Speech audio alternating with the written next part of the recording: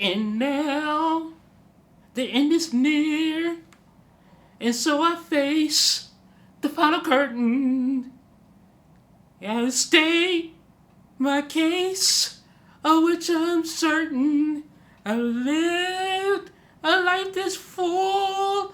I've traveled east and every highway, and more, much more than this. I did it my way. Hey everyone, it's Michelle Alexandria. I'm in kind of a melancholy mood. It's the end of CinemaCon. That's right. CinemaCon is now over. The only thing left to do is to sing my way and go to the party tonight, and maybe go to the final party tonight, and maybe go to the award show.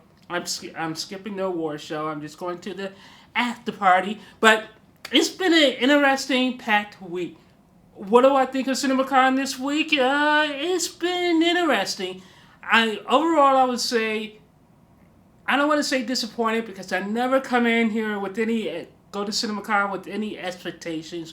We got a lot of really cool footage. We got some disappointments.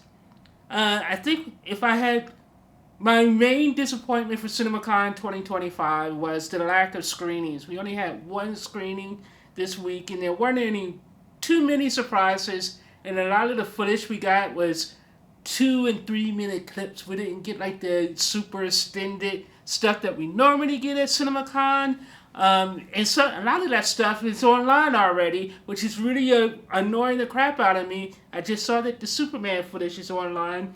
So apparently these studios who are all about the window, the all-important window, don't give a crap about the window when it comes to CinemaCon. Hey, let's put those trailers and all that quote-unquote exclusive footage out on the internet right after the show, and in some cases, during the presentation. Let's do that. Who cares about that whole window thing that we spent the entire week talking about? We pay a lot of money to come to CinemaCon. At least wait a few months. Give us a few months where we could brag about how we saw Superman and Ballerina and Zootopia and all this other really cool stuff this week. So I'm not sure how I'm going to do this video. I'm not going to promise you it's going to be a short video, because there's a lot to cover.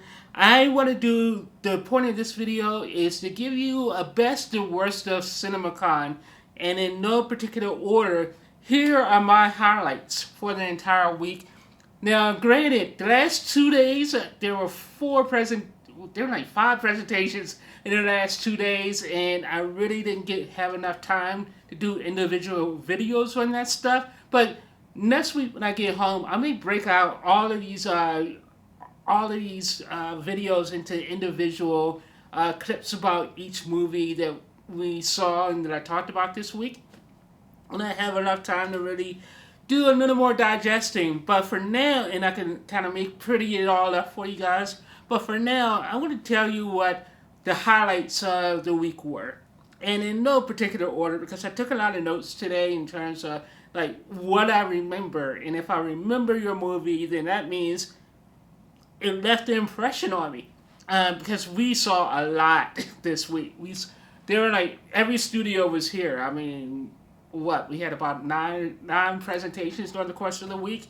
So yeah, the first thing that stood out to me as pretty much my favorite thing at CinemaCon this week was the Wicked for Good trailer. Yes, I have been pedestrian with this pick, but Wicked for Good, that trailer was stunning. And I really loved that entire presentation, where basically Ariana Grande came out, Cynthia Erivo came out, and they talked about Wicked, and John Chu came out again. And it was a strange sense of deja vu, because this is the 3rd year for Wicked at CinemaCon, 3 years in a row. And the one thing I will say, they didn't sing again. I thought for sure they would sing this year.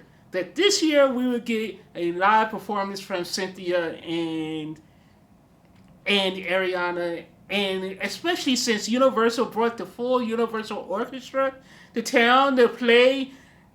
I'm going to talk about that right after this. But yeah, they Universal had their full scale Universal orchestra on stage all night playing music, and the crowd was so stoked for it. I mean, the crowd was like, "Woo!"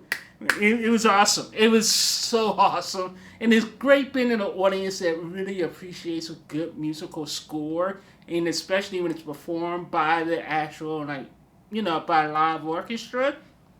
So yeah, the orchestra's doing like Defying Gravity and all the musical cues from Wicked as that segment starts up, and you're really pumped. You're like, yeah. Obviously Cynthia and Ariana was gonna be there, so that part didn't disappoint. But then I'm like, wait, no song? We're getting no song? So yeah, but the footage they showed was amazing. It was basically a 5 minute, basically extended trailer for well, I don't even know if it was 5 minutes. It felt like it was 5 minutes. I think it was only 3 minutes, but it was brilliant because you see the music in it. They were doing the For Good song where it's like, because I knew you, my life is better for good. I butchered the entire song because I can't even think of how that song goes anymore. But it was a beautiful song and probably the best song on the second half of the show, and probably one of the iconic songs.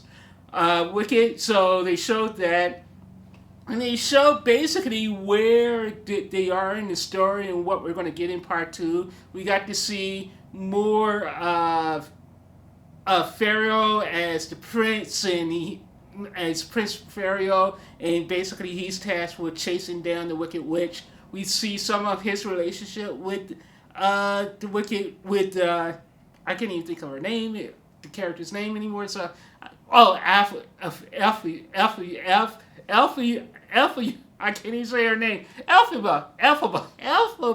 Why can I not say that name anymore? But yeah, so you see that, and then you see how Glinda is kind of torn between her duty to be the good witch and her friendship with Elphaba. And there's a great line at the end of the trailer where she's like, where Elphaba, I can't pronounce her name. So Elphaba tells Glinda, I wanted to say Glinda, tells Glinda that she's her only friend, and then Glinda replies, "I have a lot of friends, but you are my most important friend." So yeah, it was it was brilliant. It looked so beautiful and stunning, and even that little clip almost brought tears to my eyes. So yeah, I was like, okay, bravo, that was a brilliant trailer. I know I'm like, I don't want to see this trailer on the internet for at least another 3 or 4 months, but I would love to go home and watch it again on my big screen TV at home a few more times, because that trailer was just so glorious. And then there were two huge highlights for the week that really got the crowd hot. The Universal Orchestra. So at yesterday's Universal panel, they did this amazing thing where basically they opened their presentation with they brought out the entire Universal Orchestra on stage. And one thing you gotta know about me is I love movie music, and I'm a band geek, so I love orchestras and orchestra.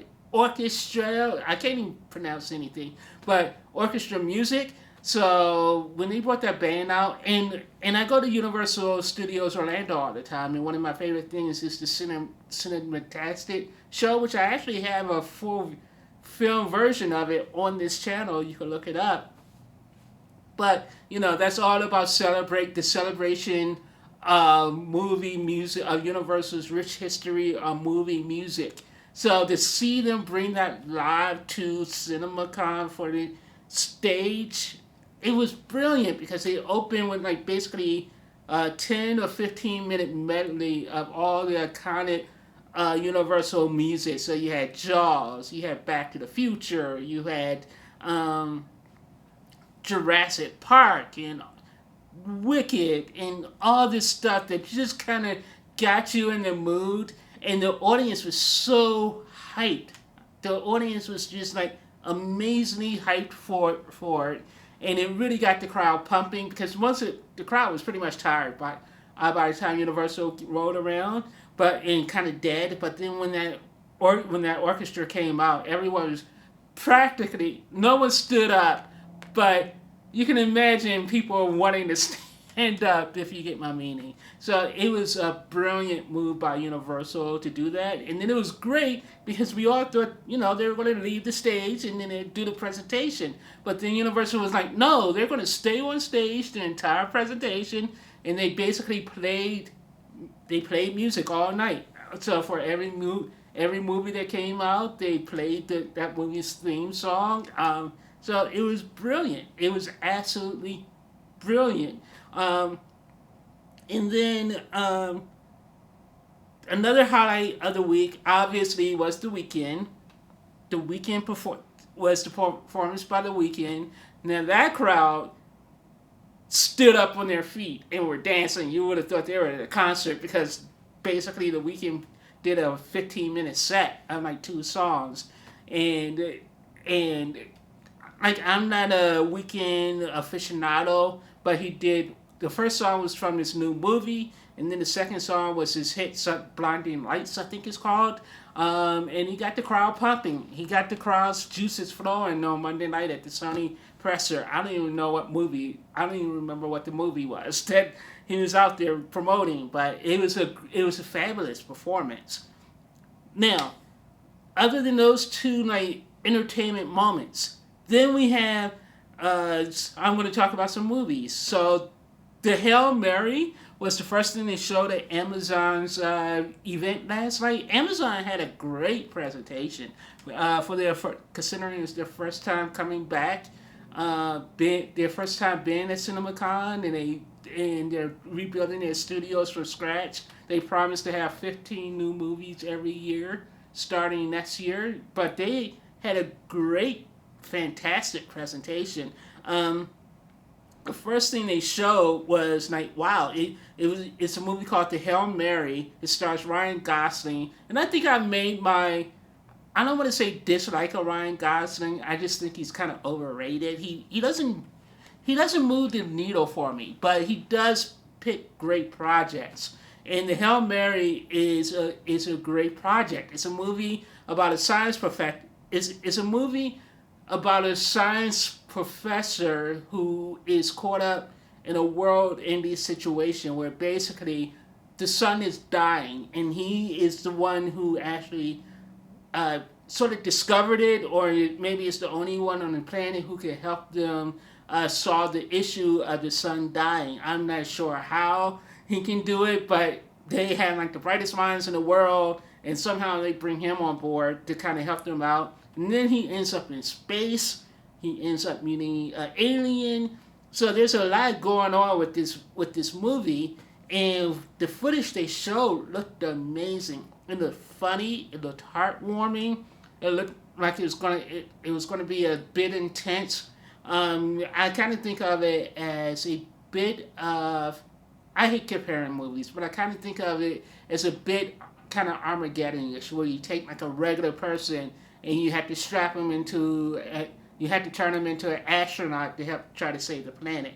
But it was weird because in the clip, he's clearly surrounded by a lot of people when he's on the ground, but they send him up. It seems like they send him up alone. Because then the movie becomes basically just him, up in the spaceship, in the space station, when he's encountering this alien. So I'm like, wait, how do you go from having this entire ground crew and the fate of humankind, and then you send him up, and he's not an astronaut, and he knows nothing about any of that kind of stuff, and he has a lot of self-doubt. How do you entrust the fate of humanity to this one guy? So that's the piece of the movie that was missing from me. But that movie's coming out next week. And like I said, this video is going to be rambling and all over the place, and it's in no particular order because this is a best and worst of CinemaCon. So I'm going to continue on. So another thing that was really cool was Final Destination. The Final Destination clip that they showed Tuesday night was brilliant. I love the I'm not a huge fan of horror, but I love things like the Final Destination movie. I love Ready or Not. I love, um, Happy Death Day. So I pretty much like slasher movies. I don't like the body horror stuff. The body horror stuff freaks me the F out. So the end of Severance, I had nightmares about that for the end of Substance. I had nightmares about that for a couple of days. And I'm going to talk about another body horror movie in just a second because that reminds me of Together from Neon. But back to the Final Destination clip. That 5 minute sequence was so brilliant. It was like probably one of the best things I've seen in horror in quite a while. Where it's just a brilliant clip because it's basically you have these two guys. They figured out these two brothers. They figured out that death was coming from them, for them, and they decide there's two ways to avoid it. One is to kill someone and have them take your place, and have death go after them. And then the other way is to kill yourself and then kind of try to revive yourself. So it's really funny at the beginning of the clip because they're like, hey, we could kill someone, and like, no, we're not doing that. But then they're in the hospital, and they're like, we can't even do that because we don't even know how long people are going to last. We don't know when they may die. And then they look over and they see that they're in a baby ward with all these newborn babies, and they kind of look over and like, and then they're like, no, we're not going to do that. We're not going to do that. We're going to stick to the plan. We're just going to kill you, and since we're in the hospital, we'll revive you right away, and that would satisfy the death. So they could spend like the next 5 minutes trying to figure out how to kill the guy. The guy has a peanut allergy, so they're like, okay, well, what we're going to do is we're going to have you eat peanuts and die. So they try to get the peanuts out of a vending machine. Of course, the vending machine kind of like malfunctions, and they show them like shaking the vending machine and all this other stuff, and you're like, the vending machine's gonna kill them. They're gonna die by the vending machine, and they don't. And then there are like 6 or 7 kind of like moments in that 5 minute clip where you gasp and you expect something to happen, but it doesn't. And then they end up in an MRI room. It's like a Rube Goldberg kind of contraction. So they end up in an MRI room, and something accidentally turns on the MRI, and something accidentally like disables the MRI safety features. Meanwhile, the camera keeps panning back to the vending machine, and the one guy leaves the room while the vending machine's ramping up, and it's just the entire sequence. It's just so brilliant, and it's funny, and quite frankly horrifying because it makes you never want to have piercings ever again. Because what happens to the guy with all the piercings, and you think that he only has piercings in just his ear and his nose, but no, he has piercings in other places, and it's like, ooh, yeah. So that was a fantastic trailer or clip. I'm so hyped for that. And then over at, I don't even know who this was, maybe it was Paramount or Universal, because this clip was yesterday, with Nobody 2. Now, I love the first Nobody, and Nobody is with Bryan Cranston, I believe. So they actually did a sequel. I didn't know that movie did it well enough to do it. And basically now, he and his family just wants to go out on vacation, have a good time at an amusement park, but of course, he's nobody. He's Mr. Nobody, and he encounters like a mobster, a powerful mobster, and he runs afoul of like circus people, and he's just kicking ass, and it's really funny because he keeps saying, I'm nobody, I'm on vacation, while he's beating the crap out of people. And the action sequences are really great in that movie. And really great and brutal and just like bone crunching. And I'm like, wow, Nobody 2, brilliant.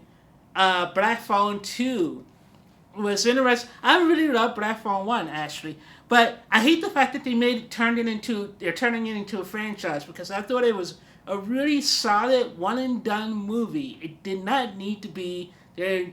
Why can't movies just be a singular thing? Why does everything have to be a franchise? That's my question. Um, and Black Phone was a movie that had a clear beginning, middle, ending, and pretty definitive ending, or so we thought. So with Black Phone 2, everyone in the original cast returned. So apparently this is gonna basically, I'm assuming the kid from the first Black Phone. They may switch it up where in the first Black Phone the sister is on the outside trying to rescue her brother, and so I'm assuming they may flip the switch this time. They didn't explicitly show that. They're turning it more supernatural now. So now, in the first one, it was more grounded in reality a little bit, other than the Black Phone gimmick with the ghosts. It was still grounded in a certain kind of reality. Now they're turning it into like a full-on supernatural movie, and I don't know how I feel about that, but it was appropriately creepy, and I did like the first Black Phone, so I will eventually see this. I generally don't go to the theater to see horror movies because I don't like to be scared. So I like to watch horror movies at home with the lights on and all that kind of good stuff. Megan 2, and I grouped all of this together because Blumhouse took up way too much time at the Paramount presentation. They took up like a good half hour, and I was like, enough of this. Does Paramount have anything other than, horror movies? But the Megan 2 footage was really good. So with Megan 2, the little girl, they did a whole dance number with the Megan doll, because that's the thing they do now. So they had about 30 or 40 dancers come out dressed up like Megan, and they did a full 3 or 4 minute dance number. And then the little girl from the first Megan movie came out, so she's returning. So she's returning, and they showed like a couple of minutes of Megan. Megan 2, and that footage, that trailer is now online, which again ticks me off because one thing about CinemaCon is they're always like, and you are the first people in the world to see this footage, and we're gonna drop that trailer right after this presentation. So it doesn't make you feel special being the first to see it if everyone else in the world is going to be able to see it like a half hour later. So what's the big deal? But it's a really fun trailer because Megan's going to get a bunch of upgrades. She's going to become faster, stronger, better, to defeat this evil AI that's based on her programming. So the only way to defeat the evil AI is to rebuild Megan. So, and Megan still hates her inventor and still kind of wants to kill her inventor, but she still has her primary directive of protecting the little girl.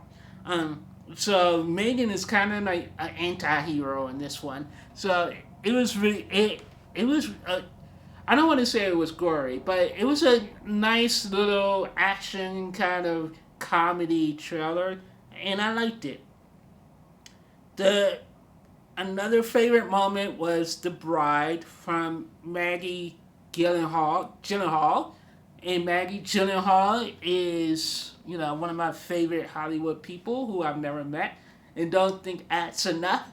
But The Bride with Christian Bale as Frankenstein and another woman, I don't know her name, and I'm not going to waste your time by looking it up. But The Bride, basically, she describes The Bride as kind of like a steampunk, kind of Sid and Nancy action horror movie kind of mashup, and it looks brilliant. I talked about this movie in one of my very first recaps, but yeah, it looks really brilliant. It's not so much. It doesn't seem like it's so much of a horror movie as it is a bloody. What was that Woody Harrelson movie he did with Oliver Stone? Natural Born Killers. It it reminds me of Natural Born Killers, only set in kind of like a dark Frankenstein world, because those two are basically the same as the killer couple in Natural Born Killers, where they're just going around killing people and trying to work out their relationship at the same time. And there's this great clip. There's this gory moment in the clip where basically Christian Bale is brutally smashing some guy's head into a wall, and you see the blood and everything. He's like just banging the head up against the wall, and he's like, and we are going to be together for life. And you're like, okay, that's good. I really like that. So that was cool. Ballerina was another highlight of the week. I'm gonna be the one who says this. I'm not a huge fan of the John Wick movies.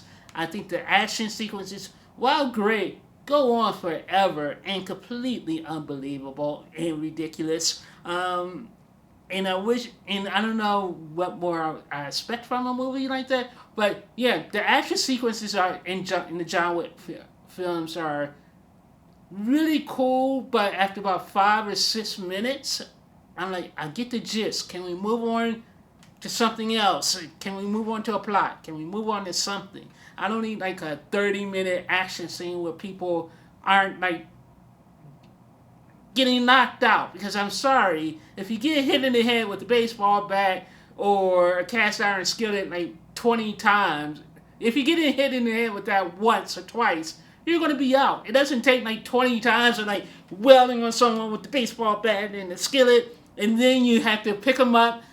Then you have to pick them up and slam them through the table and throw plates at them, and then hit them some more, then knock someone out. It's like, it's too much effort. And I'm like, I just don't buy. I don't buy into it. It stretches my believability quota at some point, and I'm just kind of like, enough already.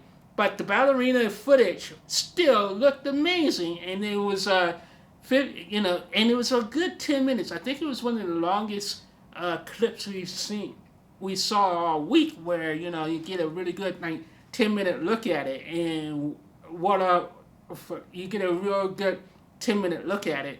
So I really appreciated it for that reason alone.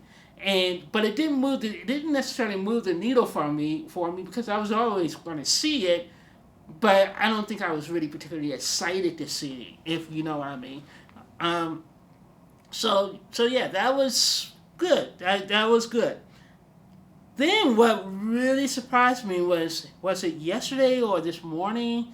The days are blending together, and I don't even remember which studio, but The Running Man. The Running Man, they brought out Edgar Wright, Glenn Powell, and Colin Domingo to talk about The Running Man. And the movie sounds great. Like, I'm a huge fan of the original Running Man. I never read the book. Edgar Wright said he's actually going to make it more faithful to the book than to the movie than the movie from like the 80s, the Arnold Schwarzenegger version. So basically, this version is actually based on the book and less than being a straight remake. And you can tell because when they showed us the footage, and we got a good 2 or 3 minute clip of it. Glenn Powell did all his own stunts in it, and it looks great. It's The Running Man. So we got to see him when he gets strapped into the jetpack. We got to see him like get shot down into the tunnels. You got a quick shot of Simon Pegg. I think it was Simon Pegg. It's like probably one of the revolutionaries. And you see Glenn Powell, and you see the story set up because Glenn Powell's character is a family man. He needs money for his family, and that's why he signs up for this. And apparently, he probably was a man of some skills, and they convinced him to join. And it was kind of interesting because they actually convinced him to do it. It wasn't like you had to kind of volunteer to be part of this, Whereas in the Schwarzenegger version, they basically took prisoners and threw them into the world, so you don't have to feel anything about them because they like basically turn them into criminals. So they turn them in the Schwarzenegger version. They basically just threw criminals into the situation, or even so-called criminals, because they basically framed people and forced them into the Running Man reality TV show. In this version, it's actually kind of a volunteer kind of thing where they promise money and everything else. But the one thing they didn't really talk about was the people. I'm assuming it's going to be like the Schwarzenegger version where they basically have hunters who are like celebrated hunters. They didn't really touch on that at all in the trailer, but it looked really good. I enjoyed it a lot. 28 Days Later, I'm not a huge fan of zombie movies, but I really like the presentation they did at Sony, where they basically brought out Danny Boyle and the director Nia Costa, who did The Marvels, and they talked about, and they showed us a good 10 or 15 minutes about 28 years later. The one thing my knock against I had two main knocks against the movie. The footage looked great. However, when I watched the footage, I just kept thinking it was really derivative. It's the reason why I don't like zombie movies. It just looked really derivative of like the Last of Us TV show, especially part 2, where they're in like the fully functioning encampment, where they have their community established and then they have to leave for something. So that part reminded me of The Last of Us. It also reminded me of The Walking Dead as well. So so for that reason, I want to see. I really want to see it, but I'm not a huge fan of zombie movies. But it was a really nice, memorable segment. And they showed 10 minutes. The other thing I didn't like about it was there's already a part 2 and there's going to be a part 3. And like I said, I'm so sick and tired of the movies never ending. So I have the feeling this one's probably going to end on a massive cliffhanger. And then you're going to be like, oh, now I got to come in and see part 2 at some point in the future. So yeah, it's hard for me to get excited about that. Then another one of my favorite trailers of the week was Power Ballad. Power Ballad looks fun. It looks like a nice, fun movie that's right up my alley because it's created by one of my favorite directors, who I always forget his name, but I think it's Reeve Cerny. John Cerny. I'm thinking it's Reeve Cerny. He did Once, which is a movie I really loved, and then he did another movie I really loved called Sing Street. And I only watched that once. I need to watch Sing Street again because I really did love that movie to pieces. And now he's doing Power Ballad. And Power Ballad stars Nick Jonas, and I'm a Joe Bro girl, so I love me some Joe Bros, and Paul Rudd. And it looks like a really fun movie, a fun movie where basically Paul Rudd is a struggling musician who spent his entire life being a struggling musician and trying to hit a musician songwriter, and somehow he ends up being a wedding singer for Nick Jonas's character. And Nick Jonas's character, he's playing, surprise, he's playing a famous ex-boy band singer who wants to change his sound and is looking for his next big hit. So he encounters this wedding singer and they form a friendship over a long weekend where he's performing at a wedding. They're performing together, they're having fun, hanging out, and then he plays Nick Jonas's character a couple of his songs. And somehow, one of his songs, Nick Jonas steals his song, and it becomes a hit. And needless to say, the Paul Rudd character is really ticked off about it. So he goes on this adventure to get payback, to get himself some payback, and to try to force Nick Jonas's character to admit that he stole his song and to give him credit for it. So yeah, it's kind of cool. I love that trailer. Another highlight of the week for me was How to Train Your Dragon.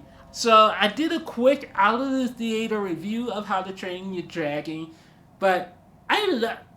So, you see, the reason why it's so frustrating, CinemaCon this year was so frustrating is CinemaCon is really one of the absolute best places you can see a movie because they have the entire you're in the theater with a bunch of like-minded people who love going to the movies, and then the CinemaCon Coliseum screens are perfectly set up. You have the perfect Dolby Atmos going. You have the perfect projection, the perfect screens. Everything is like pretty much just flawless in terms of a presentation.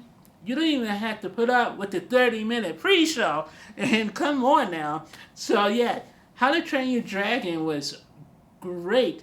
It starts off, the first 10 or 15 minutes of this movie starts off really, let's be honest, it was pretty crappy because it was really dark, it was really muddy, everything was flat, you can't see much of anything, and it was all voiceover. So it was like 10 or 15 minutes of voiceover, and I normally fall asleep once a movie starts giving me voiceover stuff. But it picks up once the first attack is over, and they agree to let Hiccup become to start training for training to become. Well, actually no, it picks up right when he first encounters Hiccup. That's when the movie really takes off because then you start seeing Hiccup become his own person. You see him start having a relationship with Astrid, and the woman who plays Astrid is really good. I really enjoyed her a lot. You know, the kid who plays Hiccup is the kid from the Black Phone. I did not know that because he's in the Black Phone too, which I just thought of just a second. But I was like, I've seen that kid somewhere before, and I'm like, oh, I just realized it's the same kid. So yeah. So it's the Black Phone kid all grown up.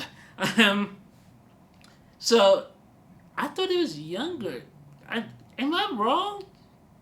I'm gonna have to look that up at some point. I could look it up now, but I don't want to slow down this video doing a feeble Google search. Yeah, so it picks up really well, and then the lighting in the movie gets better. The lighting gets better, so the world starts to open up, and you start getting the relationships. The heart comes back to the movie, and you get sucked into the ride of everything. And the action sequences are brilliantly filmed. The flight sequences are like really stunning. I would almost like to see this in 3D because the flight sequences, even in the audience, clap. Like the first time they did the flight sequence and Hiccup falls off a Toothless, that famous scene from the movie, everyone applauded that one. It was like, woo! So yeah, I came away really liking How to Train Your Dragon. I would give that a solid B. It's not a movie I would probably want out and want to see again, but I loved it, and I do want to watch part 2 and 3 when I go back home. So How to Train Your Dragon was definitely a highlight. And then Chris Aronson at Paramount. He's an executive at Paramount, and every year for CinemaCon he does some really. He has like a funny opening where he lives the bit. So one year he came out of a sewer. There was a whole like thing with TM. Last year there was a whole thing with Teenage Mutant Ninja Turtles, where they did an entire dance and stuff. And then he came up out of a sewer and all dressed up as not one of the turtles, but someone as a Slimer or something. And the entire audience was like into it. And then Seth Rogen just couldn't let it go. He was laughing so much because he was like, it's the first time I've seen a Hollywood executive come out of a sewer. So it was great. And then one year with Vanilla, when he was at Fox, Vanilla Ice did Ice Ice Baby. and he was one of Vanilla Ice's dancers, and it was so funny because I'm sitting there going, "This is cool," but I don't understand the point. But it was for the movie Ice Age. So Chris Aronson always does something really fun and cool. This year it wasn't as cool, but it was still cool because he did He did a mission. It was so funny too because when he walked out, he just kind of walked out and he was like, "Hey, CinemaCon," and the entire audience was like, "What's going on here?" Because we're all used to Chris Aronson doing something, and Chris Aronson he's the best presenter at CinemaCon every single year. And Chris Aronson was like, "Hey, I, I, I said we're going to do this straight this year. We're going to do a no frills presentation and all this other stuff." And the audience was like, "Boo!" They didn't boo or anything, but the audience was like, "What's going on?" Because you expect Chris Aronson to do something. And he was like, "Oh, I'm just kidding." And then they did Mission Impossible. So basically, they brought out some motorcycles and they were doing motorcycle stunts for Mission Impossible. And he got on the motorcycle. I'm pretty sure he wasn't one of the people doing the jumpity jumps and the jumpity flips and all the other motorcycle stunts they were doing.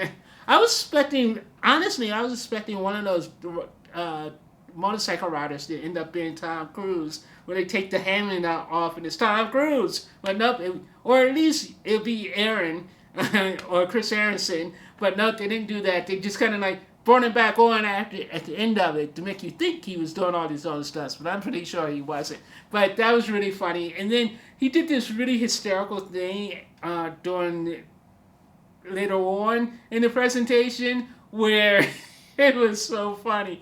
Where basically they had a saxophone player and like doing like this sax music, and they were doing like this whole detective kind of vibe where he came on, and they were like they were so they did the whole voiceover, and this president of Paramount is walking on the stage, and he's pensive, and he's gonna wave his hands a little bit before he looks at the teleprompter.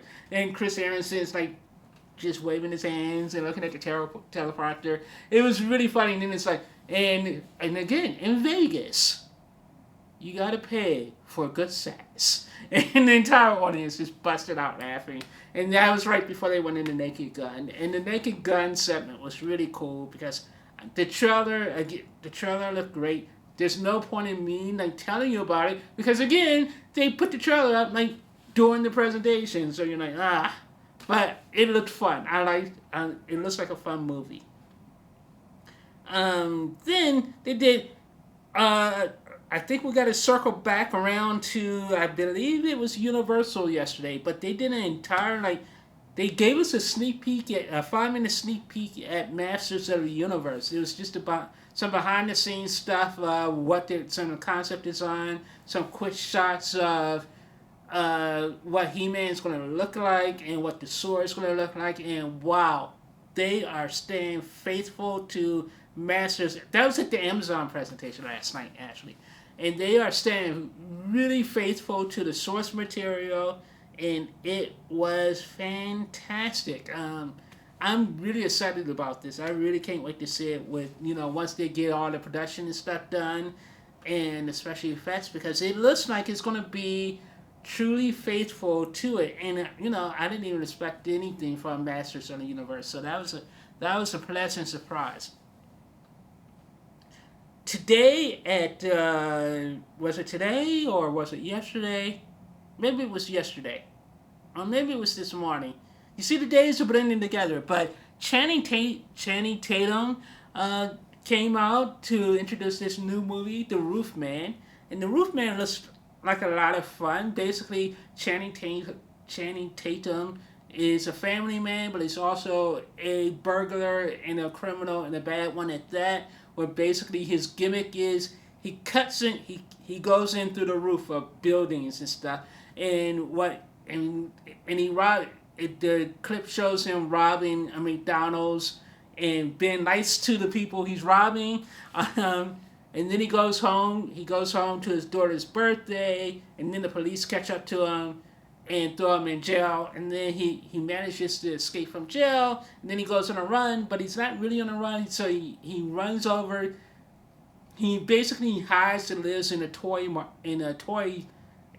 R Us store, and he basically builds himself a home inside the roof of a Toys R Us store, and he lives there.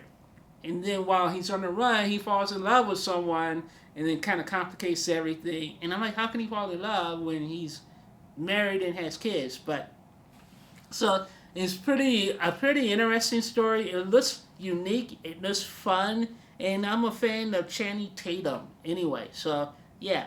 So those are my highlights of CinemaCon week. Those are my highlights. So let me recap one more time. Wicked for Good, The Hail Mary with Ryan Gosling, the Universal Orchestra playing, Final Destination clip, Naked Gun segment at Paramount this morning, Nobody 2 trailer, Black Phone 2 trailer, Megan 2 trailer, The Bride, Ballerina was great, The Running Man, awesome. 28 Days Later, okay. Power Ballad, my type of movie. How to Train Your Dragon screening, fabulous. Chris Aronson at Paramount. The Weekend performance, come on. I always love a good live performance, no matter who it is. The Roofman, The Housemate, Masters of the Universe. Oh! I forgot to mention a couple of things about Disney's presentation. Deliver Me From Nowhere, a biopic, a Bruce Springsteen biopic about right when he on the cusp of becoming huge. And it's about his relationship with his manager, his family, and everything else. Looks amazing. James L. Brooks has a new movie called Ella McKay. Also, my type of movie. Looks great. I love James L. Brooks. Tron Legacy looks stunning, and it's great because they're doing a twist, because basically they're taking the Tron characters out of the computer world, bringing them into the real world. And the way they lit up, and Jeff Bridges was there along with Jared Leto, and they showed like a good 3-minute clip.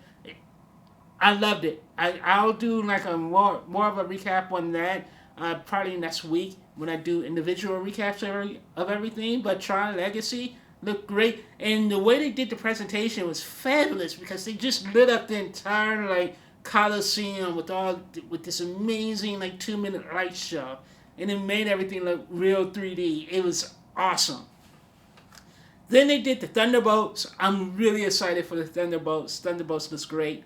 Fantastic Four, come on. And this was where one of my disappointments were, because normally I hate it when Disney shows like the first reel of a movie, and I made this clear in a couple of videos, but I was expecting them to show the first reel of Thunderbolts and Fantastic Four, and they didn't. And I was like, well, I didn't want it, I secretly did want it. and so yeah, I was really disappointed. But what they did show from the Thunderbolts and Fantastic Four, yeah, I'm hyped. I went from here to like here. I'm really hyped for those two movies.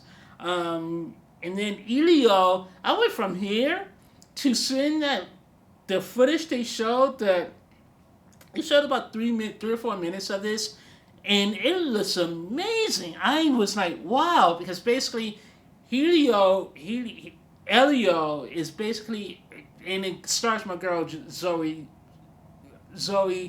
Saldana, and who doesn't like her? I love her. Zoe Saldana, who I've talked to several times in the past. She's too big for me now, but quiet as it's kept, she has the biggest box office of any Hollywood star. She does. Even more than Robert Downey Jr., more than Samuel Jackson.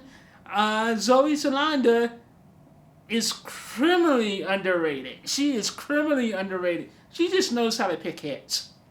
And I have no doubt in my mind, Helios is going to earn $1 billion. Because it looks great, and it's basically is it a Pixar movie? No, I think it's basically just a Disney animated movie, and it's about a kid. It's about a kid who feels like he's not of this world, and he's destined to meet aliens, and that aliens are real, and all this other stuff. And one day, real live aliens come and abduct him, and he's so happy and excited. So they show this entire sequence of him being transported up to the mothership, to the alien ship, and he's just having a grand old time in the transporter beam, and he's really like having a good time there. And then they basically spit him out onto the alien world, and you see like his early adventures on the alien planet, and then suddenly, you know, so evil people come and try to destroy the alien planet, and somehow they end up back on Earth, or his mother gets involved and all this other stuff. But it looks really fun. It looks like a really cool movie, and I'm really looking forward to it. And then of course they did my all-time, my favorite Disney animated film of all time actually is Zootopia, and so they premiered Zootopia 2. Showed us some footage from Zootopia 2 today, and I could not have been happier. So I was like, yeah, Zootopia. And they ended their presentation with a surprise Avatar, Fire and, what is it called? Fire and Ice? Fire and Wind? Something. Oh, Fire and Ash. So they surprised us with 3 minutes of footage from Avatar, Fire and Ash. And it looked great, but I'm not a huge fan of the Avatar franchise. So this footage did not move the needle for me. But if you like Avatar, it's more Avatar. That's all I can say about it. And again, Avatar also suffers from that whole thing about movies just never ending. So we're going to see Avatar, and then we have to wait years for like 4 and more. You know, this is a franchise that's never going to end, and I just find that wholly unsatisfying now. But yeah, anyway, I'm going to end this video now because I think it's probably been way too long. But yeah, I'm going to break this up into individual segments next week when I get home and I have time to really think more about all of this stuff. But it was great. CinemaCon this year, not the best CinemaCon, not the worst, but I always have a good time at CinemaCon. Would I be back next year? I say no, but you know I'll be back next year for more CinemaCon. I can't help myself. It's the people you meet on the way that makes me want to come back to CinemaCon. I'll do a disappointing video next week. I have noticed some things that, well, here, let me tell you real quick. Disappointments. Lack of screenings. Again, I want more screenings at CinemaCon, especially since most of the days ended at about 8 p.m. and there's like nothing to do at night. So I don't understand why they don't do more stuff. And I don't like the CinemaCon parties all that much because it's all like buffet style food where you don't really have a comfortable place to sit to eat. So yeah, I'm not a huge, and they don't have musical acts anymore at CinemaCon parties, so they just kind of feel boring. Tonight's party, they actually are going to have like a yacht rock group performing, so that should be cool. That's the only reason why I'm going tonight. And then Mission Impossible was weirdly disappointing. Tom Cruise came out to a huge pop, one of the biggest pops of the week. So we all love us some Tom Cruise. So we're like, okay, we're getting where business is going to pick up now. Tom Cruise, the man is in the house. So he was a little down because of Val Kilmer. So we had to do he wanted us to do a moment of silence for Val Kilmer, which was really classy. But then for some reason they gave him. He did the Vanguard, the Director of the Year award to McQuarrie. So the CinemaCon Director of the Year is his partner McQuarrie. Robert is his name. Robert McQuarrie. So he spent 20 minutes just talking about Robert McQuarrie and his history with him. And I did not know that guy did so many different movies and they worked together so often. So, like, he did the Reacher movies, he did Jerry Maguire, he did Valkyrie, of course, he did all the he did half of the Mission Impossible movies, especially the ones for the last 4 or 5 years. Um, uh, yeah, so I didn't know he did all of that stuff, but it was like 20 minutes, and Tom Cruise is reading from a cue card. So that kind of made it. I don't want to say it made it feel like it lacked passion, but I feel like the Val Kilmer thing probably hit him hard. It seemed like it hit him hard. Um, so yeah, it was like 20 minutes, and you just kind of like, come on, get to the footage. And then I was expecting him to do like a good 20 minutes of Mission Impossible, because that's what they always what he always does. Like, we got like 20, we got the entire first reel of Top Gun 1 year, and then before that we got like the entire Top Gun movie. Then we got 20 minutes of Mission Impossible like 2 or 3 years in a row. So yeah, it was kind of weird that all we got this year was like just 2 minute a new 2 minute trailer, which looks amazing and makes me want to go back and rewatch the entire series before the final installment. But I don't like to do that. I like to just see a movie for what it is, and then I'll go back and rewatch all the older movies. I don't like to compare things, or go into a movie expecting anything. So part of me really wants to watch all the previous Mission Impossible movies before the new one comes out. But the other part of me is like, no, I'd rather just see this movie and have it stand on its own. And then I'll go back and rewatch everything. But yeah, so Mission Impossible was really disappointing. Weirdly enough, there was a lot of star power in the last 2 days, the CinemaCon presentations. But the first 2 days, there just didn't seem to be that much star power. It was like more about the directors. So they, like the Sony presentation, they didn't really have anyone there. It was all like the directors themselves coming out to talk. And then the next day for WB and the presentation that was that morning, I forget which one it was, which studio it was. Oh, Lionsgate. It was pretty much mostly the directors coming out there to talk about their films. Which kind of got boring after a while.